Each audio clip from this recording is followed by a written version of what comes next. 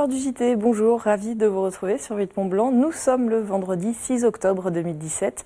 Dans l'actualité, ce soir, un anniversaire, celui d'une entreprise pas tout à fait comme les autres. L'ADTP est une entreprise adaptée. Elle emploie aujourd'hui 600 personnes, dont 75% sont en situation de handicap sur ses sites au Savoyard. Nous sommes allés leur rendre une petite visite. Nous irons ensuite faire un petit tour du côté du Léman. Des entrepreneurs ont imaginé un drone flottant pour inspecter les fonds des lacs. Nous verrons comment ça marche. Ce week-end, c'est le 41e festival de la BD de Chambéry. Une soixantaine d'auteurs, d'illustrateurs et de scénaristes sont présents. Des Français, mais aussi des étrangers, comme le Polonais Surzenko, qui dessine la très populaire série Torgal. En plus des espaces conférences, librairies, dédicaces ou occasions, cette nouvelle édition comporte des nouveautés, comme un espace arcade, des machines conçues et fabriquées dans les Alpes, mais aussi la projection de courts-métrages sur la bande dessinée durant tout le week-end. Et surtout, un grand nom de l'édition est cette année partenaire officiel du festival, l'éditeur grenoblois Glénat, le dessinateur François Bouc est d'ailleurs invité d'honneur. On écoute deux réactions recueillies sur place aujourd'hui par Sonia Messier. Avec ce nouveau partenariat, ça nous a apporté des nouveaux auteurs et surtout une puissance de diffusion et de communication assez importante et qui du coup devrait être assez favorable à Chambéry BD. Cette année, nous avons 5-6 auteurs de la région Auvergne-Rhône-Alpes qui viennent au festival à travers des petites maisons d'édition comme Boule de Neige ou qui viennent comme Monsieur Lacaf de la Drôme et des auteurs qui viennent aussi de Lyon. Le fait qu'on puisse travailler à distance depuis n'importe où avec Internet, la plupart des auteurs illustrateurs, ils travaillent avec des éditeurs de Paris. Ça pose plus de problème, ça pose pas de problème. Ils font de temps en temps des salons, ils vont se déplacer dans toute la France. Et voilà, alors par contre ce qui est sympa c'est qu'on peut partager par exemple un atelier, on est 4-5, il y en a un qui travaille avec Hachette, l'autre il va travailler avec Delcourt et puis nous on va être en train de faire des livres pour Boule de Neige, notre maison d'édition. Voilà.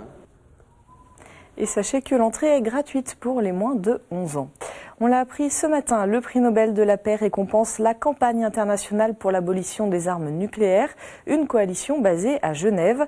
Au mois de juillet dernier, cette coalition d'ONG dans plus de 100 pays avait réussi à convaincre 122 gouvernements de poursuivre des négociations pour parvenir à l'interdiction de la possession et de l'utilisation de l'arme nucléaire, un fait sans précédent. Aujourd'hui, ce sont 151 États qui se disent favorables à cette interdiction, même si tous n'ont pas encore passé l'étape de la ratification, loin de là. Le prix Nobel de la paix, doté de 9 millions de couronnes suédoises, près d'1 million d'euros, sera remis à l'ICANN à Oslo le 10 décembre prochain. Je vous le disais dans les titres, depuis sa création en 1957, la DTP travaille à l'insertion des personnes en situation de handicap en Haute-Savoie. Cette année, la structure solidaire qui compte 5 sites sur le département est devenue sexagénaire et reste dynamique. L'occasion de revenir sur le chemin parcouru par l'entreprise pour Sonia Messier. Elle s'est rendue sur le site de Crangevrier. À Crangevrier, l'ADTP fête ses 60 ans. Depuis 1957, la structure s'est imposée comme un acteur incontournable dans la région, tant au niveau économique que social. Électronique, assemblage, service après-vente ou mailing, l'entreprise à statut associatif a développé différentes prestations et su monter en compétences, tout comme ses salariés et usagers. Je suis arrivée en tant qu'opératrice de production. Ensuite, j'ai évolué en tant que pilote d'îlot sur toutes les activités de collage. J'ai fait les couvercles butterfly, j'ai fait les chaussures pour les kinésithérapeutes, j'ai fait les ballons d'avalanche, Arva, j'ai fait Flyability, les drones. D'un seul client à ses débuts, l'ADTP en affiche pas moins de 500 aujourd'hui, car la structure a su s'adapter au marché.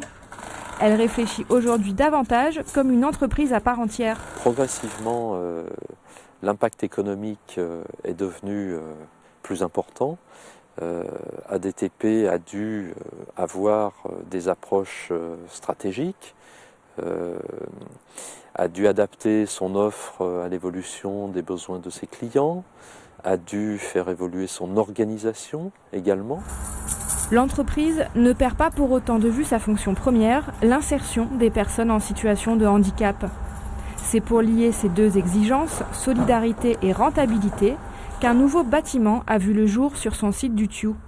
Il a été pensé pour s'adapter aux difficultés des travailleurs, mais aussi pour répondre aux différentes commandes des clients. Aujourd'hui, là derrière nous, on a des lignes, les postes sont en ligne, mais demain, si on a une nouvelle activité, ça peut être des postes seuls. Parce que l'activité le demande, parce que les usagers peuvent avoir des difficultés à travailler en groupe. Et ça fait partie de notre quotidien. Pour nous, c'est normal. On doit moduler, adapter en permanence. Les subventions représentent seulement 35% des revenus d'ADTP. Le reste résulte du travail des personnes en situation de handicap. Et les revenus de l'ADTP sont plus que stables. Selon son directeur, la structure affiche une croissance de 2 à 3% par an. Un mot de justice. Ce jeudi, plusieurs barreaux de la région Auvergne-Rhône-Alpes ont commencé un mouvement contre la suppression de nombreuses cours d'appel prévues par la refonte de la carte judiciaire. Les avocats s'inquiètent de cette réforme.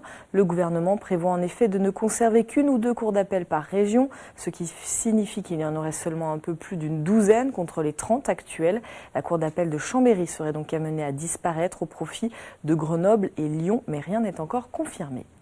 2 flotteurs, un GPS, des batteries et une sonde pour mesurer les fonds marins. Voilà de quoi mesurer la profondeur du lac. L'idée est de faire des mesures précises de la profondeur d'un site exploré de manière à créer une carte en 3D. Le drone marin enregistre toutes les données et les envoie directement au bord. Céline Argenteau de Léman Bleu nous en dit plus. 2 flotteurs, un GPS, des batteries et une sonde. Voilà de quoi mesurer la profondeur des fonds marins. On va le mettre à l'eau. Ouais, j'ai oublié mes bottes. J'ai oublié les bottes. D'ordinaire, ces 2 entrepreneurs font des mesures par drone volant pour les calculs de terrain. Il y a 7 mois, ils se sont lancés dans le drone marin, soit un engin piloté à distance depuis le bord. Plus besoin de monter sur un bateau. C'est pas très compliqué, ça se pilote comme un bateau télécommandé, comme un gros jouet. L'idée est de faire des mesures précises de la profondeur du site exploré de manière à créer une carte en 3D. Le drone marin enregistre toutes les données et les envoie directement au bord. On l'a développé aussi pour qu'il puisse tourner sur place, donc là il tourne sur place sans bouger, ce qui permet de bien caler des lignes quand on veut faire des mesures.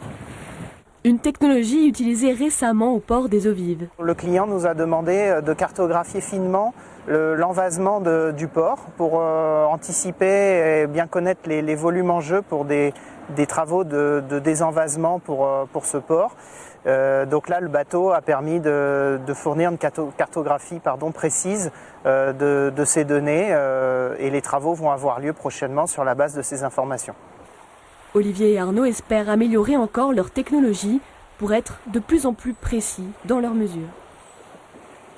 On reste sur les bords du Léman. L'école internationale hôtelière Savoie-Léman est la plus ancienne école hôtelière publique de France. Elle a été créée à Thonon il y a plus d'un siècle. Depuis 1912, elle n'a connu qu'un seul mouvement de grève de ses étudiants. La promo de 67 réclamait alors 4 jours de congé. Cette semaine, ces élèves d'hier sont venus à la rencontre des élèves d'aujourd'hui. Jean-Paul Crespi s'est glissé dans les cuisines pour l'occasion. Dans les cuisines de l'école hôtelière, le cours des arts culinaires revêt ce jour une saveur toute particulière.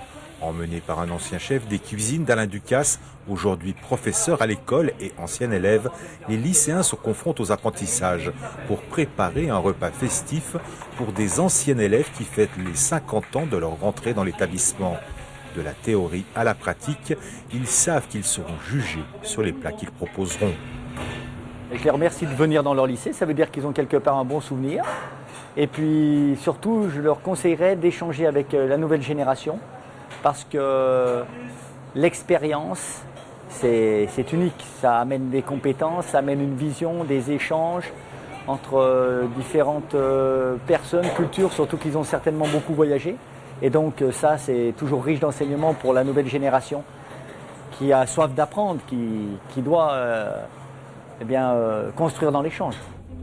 La promotion 1967-1970 a marqué la petite histoire de l'école hôtelière. À cette date, tous ont participé à l'unique mouvement de grève organisé par les élèves.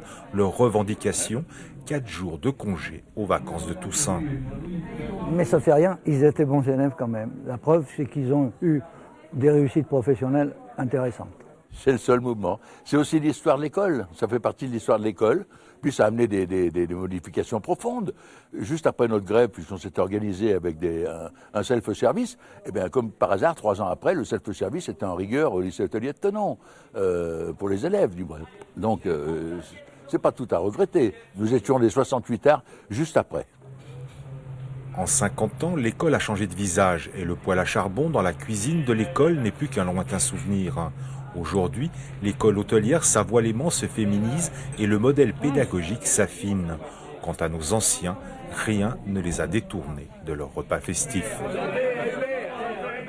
On retourne à Annecy pour terminer ce journal et on se quitte avec quelques images en direct du Hi-Fi Festival. La compétition a commencé en fin d'après-midi, vous le voyez sur le tremplin géant installé sur le Paquier. Plus de 20 000 personnes sont attendues aujourd'hui et demain pour assister aux qualifications et aux finales. Des finales, je vous le rappelle, que vous pourrez suivre en direct sur notre antenne demain samedi dès 18h. Le Hi-Fi Festival, ne l'oublions pas, est avant tout un festival de films consacré au free-ski. 13 séances de projection sont prévues tout au long du week-end. Plus de 45 films de ski en avant-première sont à découvrir. On regarde encore 15 secondes ces images avant de vous dire au revoir. 1260 en double grab, il est à l'aise à la maison, Jérémy, et ça se rapproche doucement. On va attendre les poids lourds, là, voir un petit peu, notamment Oscar Wester sur le Trixie Style. Je le rappelle, on attend quand même ce Switch 5-4. Suédois Niklas Eriksson. Et Niklas Eriksson qui part sur le Style. Style, ouais, exactement. Blunt. Style, il a 72.3 à améliorer, Niklas. Et voilà ces images impressionnantes donc à découvrir en live, enfin en vrai, sur le Paquier à Annecy ou sur notre antenne demain 18h. C'est la fin de cette édition. Merci beaucoup à toute l'équipe. Merci à vous de votre fidélité à l'info sur 8 Mont Blanc. Retrouvez nos programmes sur 8 Mont Blanc et sur nos réseaux sociaux. Passez une très belle soirée, un excellent week-end et à lundi.